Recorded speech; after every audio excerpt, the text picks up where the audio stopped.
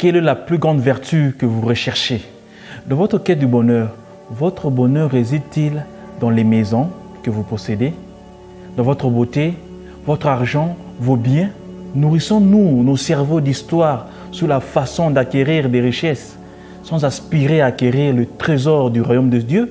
Ce dans quoi nous faisons mariner nos cerveaux affecte ce que nous devenons et comment nous développons notre caractère. Et le fondement de tout développement du caractère est la vertu d'humilité.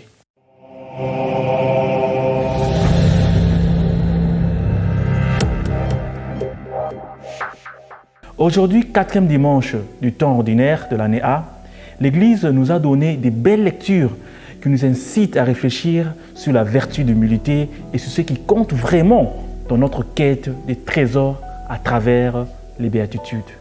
Le mot humilité vient du latin humus qui signifie terre ou sol. Nous entendons aujourd'hui comment nous sommes appelés à être fondés, le sol, en Dieu.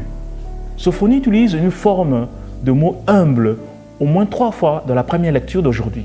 Le psaume responsorial nous rappelle que Dieu semble être plus attentif à ceux qui sont humbles et s'approchent de lui avec humilité.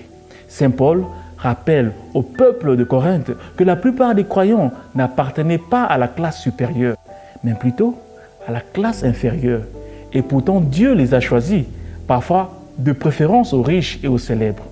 Dans la lecture de l'Évangile, Matthieu nous présente le sermon de Jésus sur la montagne, les béatitudes. Jésus parle de ceux que Dieu bénit en raison de leur acte. Les béatitudes de Jésus offrent une vision spirituelle du vrai bonheur à tous, riches et pauvres.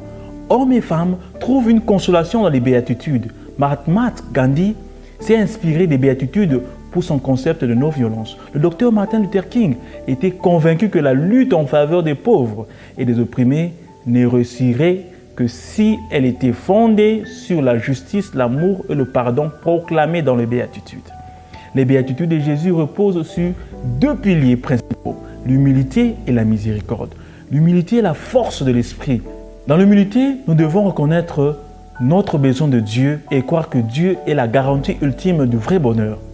Notre vrai bonheur ne réside pas dans les choses éphémères de ce monde, telles que l'argent, la beauté, les biens, les positions d'autorité, ni dans la mesure de nos réalisations terrestres par rapport à la valorisation des autres, comme le font les orgueilleux.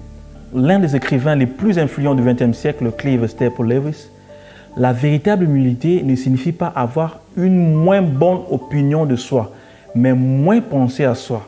Cette affirmation de Lewis met en évidence le 2e pilier des béatitudes, qui est d'accorder une attention compatissante aux autres, une volonté de soutenir ceux qui luttent pour revenir sur le chemin de la paix, une fin de corriger les injustices de notre société qui détruisent la condition humaine.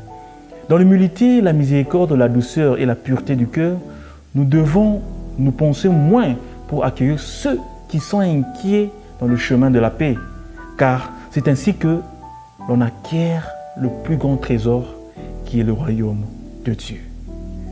Bon dimanche à tous.